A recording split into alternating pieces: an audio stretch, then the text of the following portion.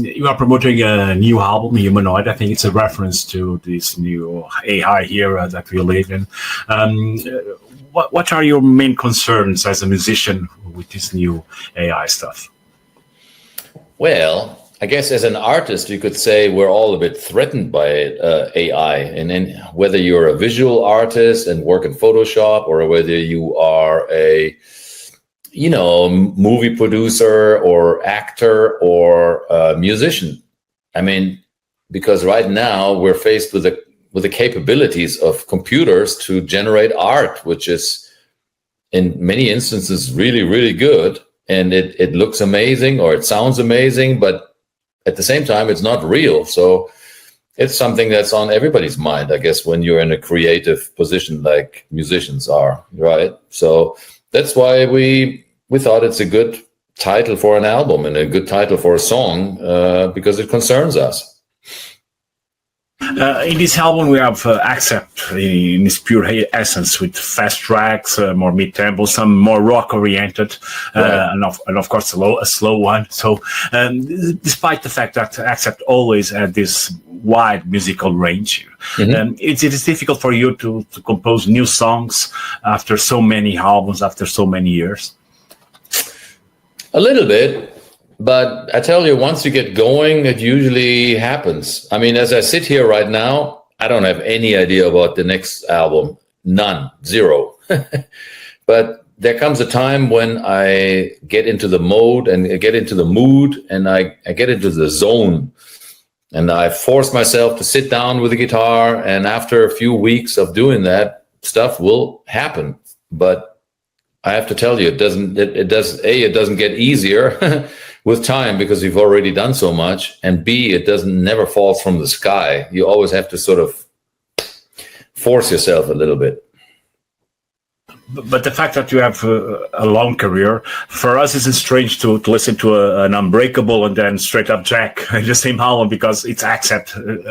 It's easier, like having all this background and having all these different eras in Accept, so people can accept different stuff more easily than other bands. Yeah. And also, I mean, it's good to have a legacy, and it's good to have an old. It's good. And I'm very proud of the fact that we have our own style and we have our own sound, and we don't have to reinvent ourselves with every album. We're just trying to have a new nuance. We were trying to write songs that fit into the year and the times that we live in, but they should at the same time sound very familiar. It's just a new take on an old theme or an old familiar sound, basically. It's almost like, I don't know a good example, but you know what I mean. Since the album was released, you already played in the States, in Europe, now in Japan. How it's going, this Humanoid tour? Good, fantastic. I mean, we had really fantastic reaction. And the album isn't so new anymore. It came out last year, but at the same time, people enjoy the new songs very much. And we're in the very lucky position that we can, our live shows are I'd say about 50% old material and 50% new.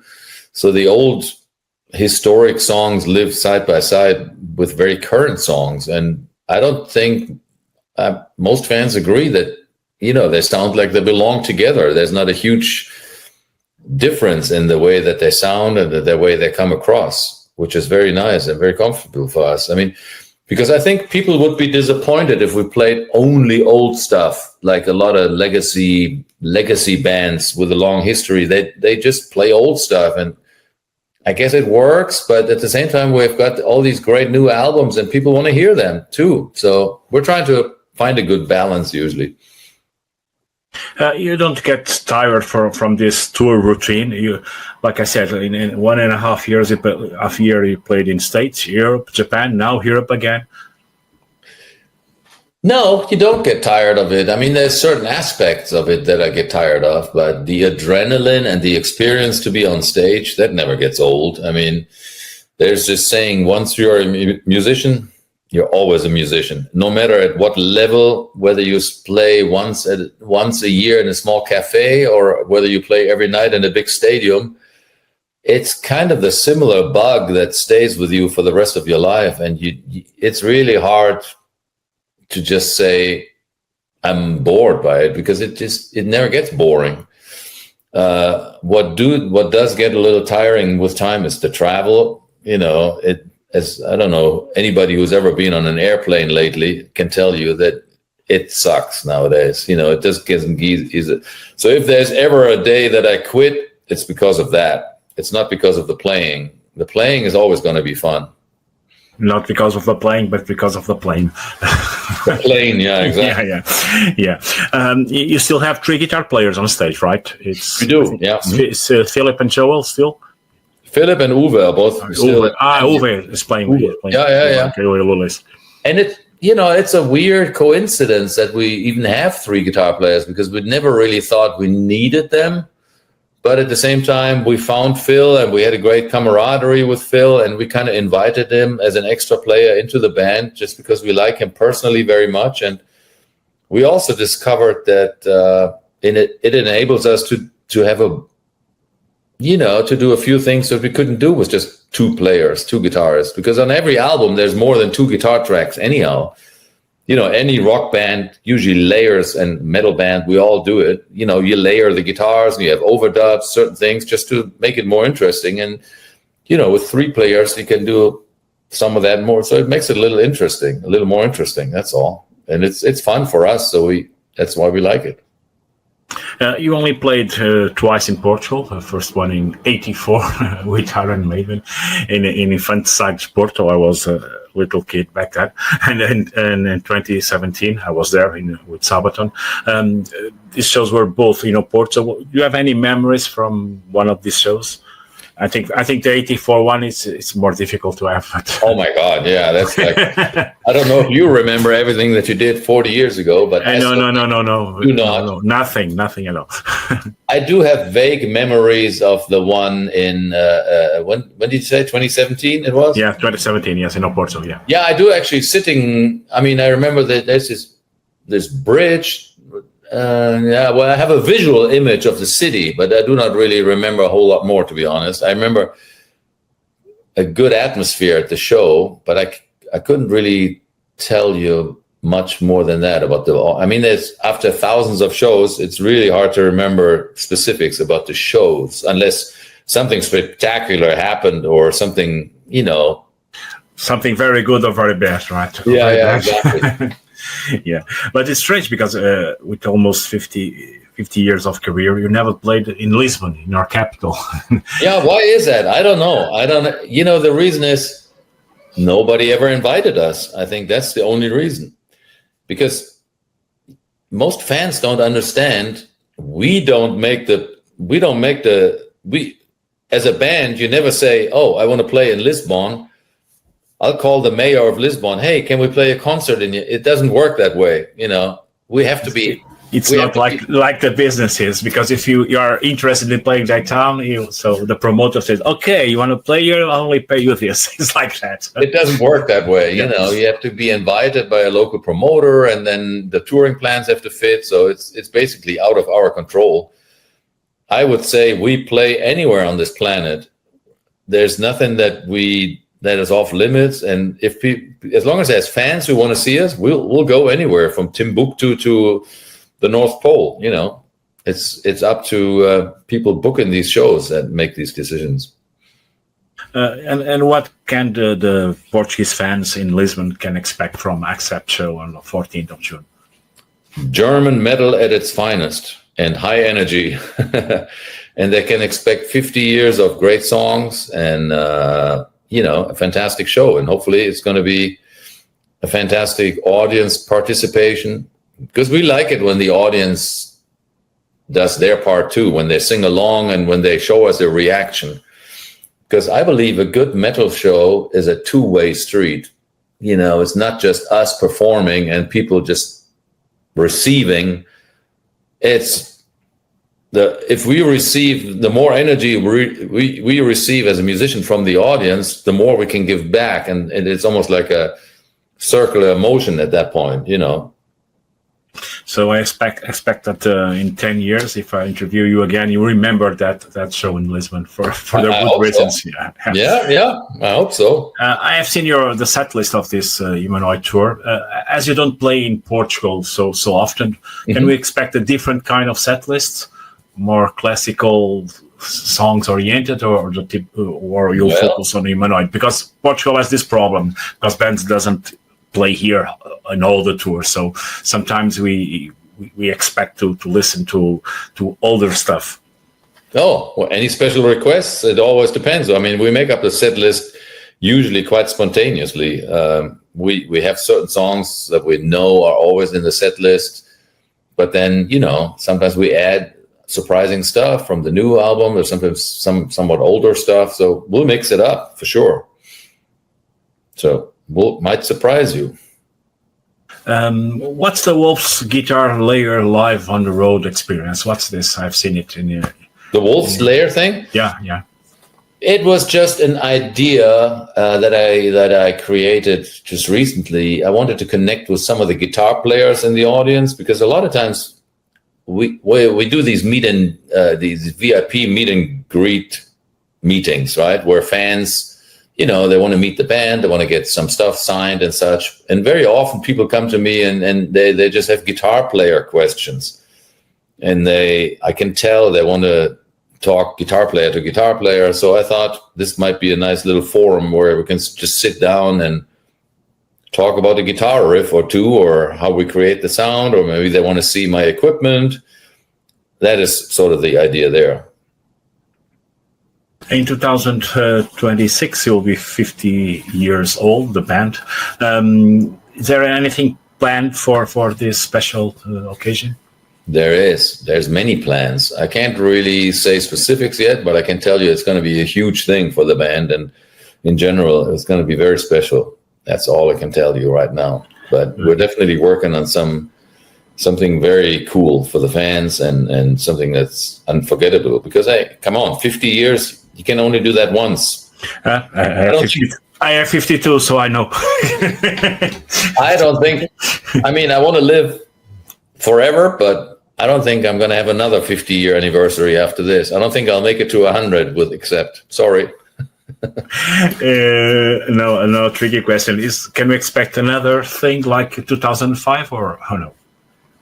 Well, that's not really anything anybody's ever talked about right now. No, it has never come up, so I don't know. And what keeps you personally going on after all these years playing, after all these years recording albums? Personally, what keeps your mojo up for still playing in a band? Yeah, sometimes I wonder about that. I think it's a certain inner fire, inner motivation that I have. I guess that is something that I was sort of born with a little bit, and the Germans, that's the German in me. I don't like doing things half-ass, if you know what I mean. When I go out on stage, I want the show to be the best we've ever played. And when we make an album, I always think, well, this could be the best song we've ever done. And I hate it when I go into doing anything where I think like it's going to be mediocre. That's just not it might turn out mediocre in the end, but at least initially, I always want this to be the best it can possibly be. And as we all know, not everything can always be the best, but at least you have to have the motivation. And that's how I approach many things in life. So maybe that's an explanation. I don't know. Back in '76, when you were just a kid, would you expect to be such a memorable band, to have playing 50 years in a band that gets on the highest level like ACCEPT? Hell no. Nobody could have anticipated anything. I mean, basically, when we started this band, or when I joined the band all these years ago, we were all little kids. I was a teenager. I was 16 years old, and I had no clue what it really means. I just had this dream of playing guitar in front of people, traveling, and maybe one day make enough money to be a professional musician. That was the big dream.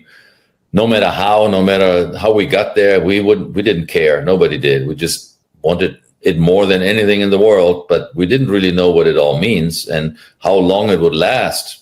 Because back in those days, nobody had an idea that this stuff could be done your whole life long. You know, we always thought, well, it's just going to be something that's going to fade away, and one day I might have to get a real job. You know, that's what I thought personally. And I thought, well, we'll play it as long as it lasts, and if it does, it's great, but we'll see what the future brings. But not in my wildest dreams could I have thought this would last all these years, 50 years, and people would still listen to these albums that we made back then, and people love them, and still.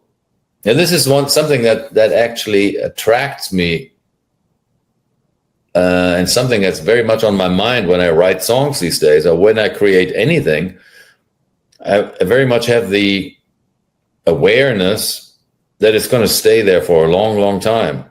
You know, music and metal music is nothing that's going to just go away. You know, once it is released, once it is online, once it is pressed as a CD, it's going to stay there. Not, you know, nothing is forever, not for 1,000 years, but for a long, long time anyhow. So that is something that I'm very much aware of. And back then as kids, we couldn't imagine that. We thought, you know, something else is going to come along, it's going to fade away. And I don't know what we thought, but we never thought it's going to have this amount of staying power that it did. Your story in the band crosses all heavy metal history, almost all heavy metal history. It was difficult to keep on track with all these changes we had. We passed from a completely analogical stuff to digital, now to AI in the middle. The music music industry was completely different than it's now. Right, it was difficult for you to keeping on track of these different changes, because when we are used to something for a long time, sometimes it's difficult to understand why it's different right now, and sometimes worse. Yeah, it is difficult, but it's the same in everyday life too, isn't it? I mean, we used to get mail in regular postcards and things, and you know, now it's all in this thing, and it's all digital, and you have to sign up for an app, and you have to get a verification code and all that shit all day long. So it's not just in the music business, it's everywhere. And I think we sort of live in the times that are, it's like almost like a revolution. It's almost like the technical, you know, revolution happened 100 years ago. Now we're in the digital sort of transformation where everything becomes digital. Just the other day, I wanted to go to a concert, and I was put on a guest list, you know, and I had to get this email, and there was a link to I had to download an app and register, and the code and this, and I was worn out after 20 minutes. It was a very simple thing, but nothing is as simple anymore as it used to be, you know. Which is strange, because the reason for this is to keep things simpler. Well, yeah, but it's sometimes you go like, God damn. Yeah. Back then, you just pick up the phone and say, "Hey, I want to see your gig." That's it. Yeah, I know. But you know, certain things get easier, other stuff gets more difficult. I remember the good old days when we had to use road maps and city maps and try to find our way through. Yeah. The first times I went to Wacken was with city maps. There was nothing like GPS or nothing. And now you go like tick, tick, tick, tick, tick, and you just, so that's good, you know, but other things are just a pain in the ass. So I guess we're right in the middle of it all. And of course, as a musician, you have to constantly adapt to all the social media and TikTok and this and that. And it's sometimes it's a bit much for me. And I try to, but I have no choice. I mean, nobody has a choice, really. It's like stay on it, or at least to a degree, or to fall away. And I don't think we can afford to fall away, because some musicians say, it's all bullshit, I don't want to deal with it. But more and more realize you can't do that. Now, if you want to stay relevant, if you want to stay in the business, you have to stay current with what's going on. And do some concessions too. So in some matters, yeah. What kind of message want to leave to your Portuguese fans here in Portugal that hope to see you on the 14th of June? Yeah, guys, I can't wait to come back to Portugal. And I'm sorry, though, it has only been twice in our long history, but we'll make up for it at this show. It's going to be a fantastic show, and I can't wait to bring the new Humanoid album along with some old-time classics. It's going to be a fantastic night. So hope everybody can be there. It's going to be great.